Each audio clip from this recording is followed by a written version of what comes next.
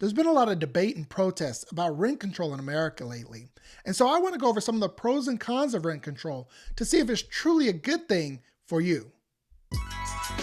Welcome to the Homeowner Prep podcast, where every week we educate and encourage aspiring homeowners to help them buy their first home faster.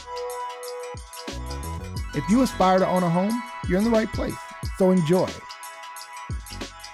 Do us a favor and leave a review, a rating, and be sure to subscribe. Now let's get to this week's episode.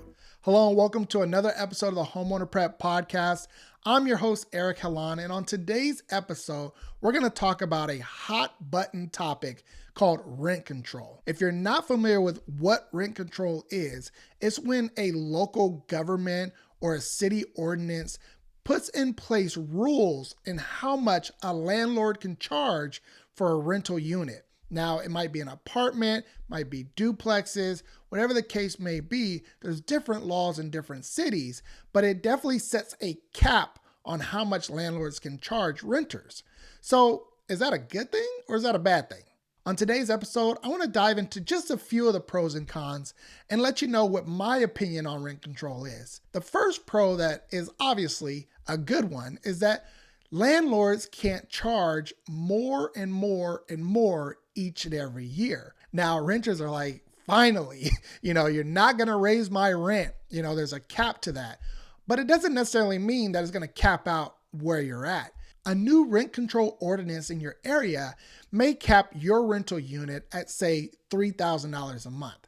And if you're currently paying $2,500 a month, that means that your rent can still go up. Now, it can't go up more than the $3,000, but it could possibly go to $3,000 the very next year.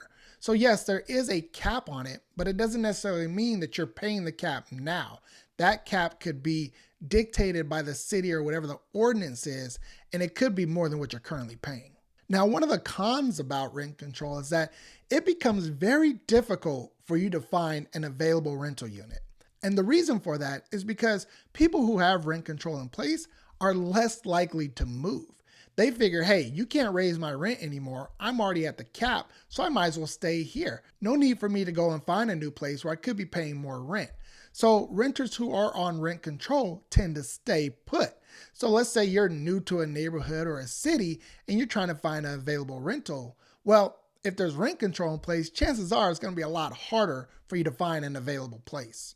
Another pro to rent control is that it actually provides more stability in a community. You tend to know your neighbors. If people are staying put longer, you can build relationships with folks. You can actually know who is around you and not have to worry about new noisy neighbors moving in. So it does provide some stability to your community, or let's say on your street. So you know who the folks are coming and going, and you're not too concerned about new faces showing up. So that's definitely a pro because it does provide some community stability. However, because tenants are more likely to stay put for longer, landlords are actually incentivized not to upgrade your unit. So if you're looking for a rental and you happen to move to a new city, if there's rent control in place, chances are you're going to find some outdated places that need upgrades. But landlords are not going to make those upgrades.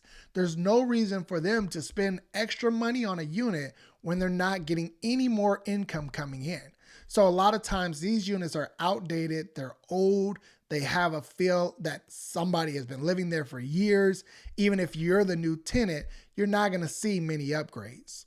Another pro to consider is actually that if people stay put and they establish roots in the community, they're more likely to spend money within that community. They're more likely to visit the mom and pop shops and establish those relationships.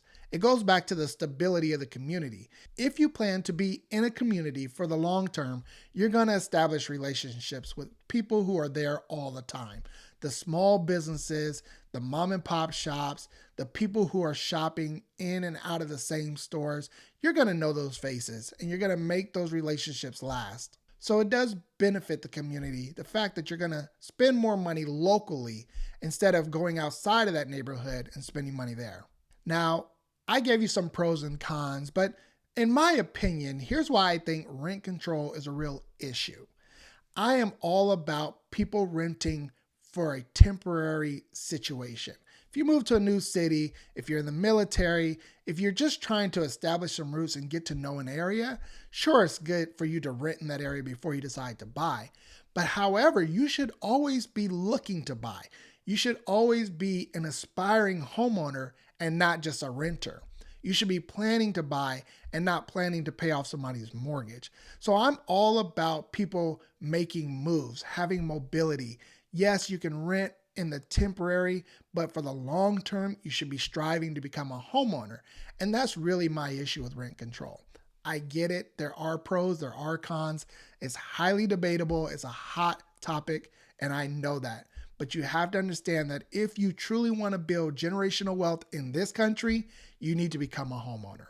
If you're looking to make that transition from renting to becoming a homeowner, no matter how long it's going to take, we can help you. That's what Homeowner Prep does. So feel free to reach out to us. You can actually get started with us by texting the word START to 619-848-3700. Or you can visit us on our website at homeownerprep.com/start, and you can set up a free initial consultation. If you just have a question or a scenario that you want to run by us, feel free to reach out to us on any of our social media channels. We tend to get the majority of our questions on our Instagram account at Homeowner Prep. I hope you got some great information from today's episode, and I hope that you understand some of the pros and cons of rent control. I look forward to providing you with some more great content on the next episode, and until then, be blessed. If you've enjoyed this show and got some great value from it, please be sure to rate and review. And if you're checking it out on YouTube, please be sure to subscribe. That really does help us to continue the show and bring in some great guests to help you on your home buying journey.